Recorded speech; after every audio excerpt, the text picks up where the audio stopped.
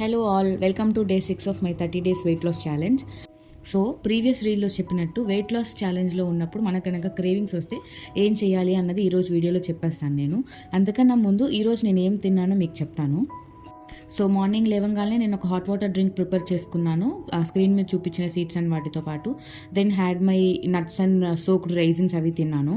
Post that నాకు బాగా dosa cravings వచ్చింది. సో ఐ హ్యాడ్ దోశ, కొంచెం పచ్చడి అండ్ 1 ఫ్రూట్ తీసుకున్నాను. అండ్ దెన్ ఫర్ లంచ్ నేను చికెన్ సలాడ్ బౌల్ ప్రిపేర్ చేసుకున్నాను అనమాట. బికాస్ మార్నింగ్ దోశ తిన్నాను కాబట్టి ఇంకా ఆఫ్టర్నూన్ నేను రైస్ ఏం ప్రిఫర్ చేయలేదు. Protein salad bowl, chicken salad bowl ఒకటి ప్రిపేర్ చేసుకున్నాను. అండ్ దెన్ క్రేవింగ్స్ వచ్చినప్పుడు ఎలా కంట్రోల్ చేసుకోవాలి అన్న దాని విషయానికి వచ్చేస్తే, నాకు ఇప్పుడు పర్టికులర్గా సమ్ స్వీట్ క్రేవింగ్స్ వచ్చింది.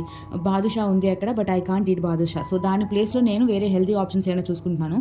లేదా పఫ్ రైస్లో చేసిన ఆ బొరుగు ముద్ద దొరుకుతుంది కదా మనకి, అది తింటాను. Otherwise you can opt for ఏదైనా పీనట్ చిక్కీ కానీ, నువ్వుల చిక్కీ కానీ, ఏదైనా డ్రై ఫ్రూట్కి సంబంధించిన లడ్డు కానీ అట్లా ప్రిఫర్ చేసుకోవచ్చు. పర్టికులర్గా ఏదైనా ఫుడ్ తినాలి, బాగా ఆకలిస్తుంది అన్నప్పుడు ఫస్ట్ మీరు వెళ్ళి ఒక గ్లాస్ ఆఫ్ కోల్డ్ వాటర్ లేదా వామ్ వాటర్ అది తాగి కొంచెం టైం తీసుకోండి. దెన్ ఇంకా కూడా ఆకలిస్తుంది అంటే అప్పుడు ఏదైనా ఫ్రూట్ కానీ లేదైనా ప్రోటీన్ సోర్స్ ఉన్న స్నాక్ లాంటిది ఏదైనా తీసుకోండి.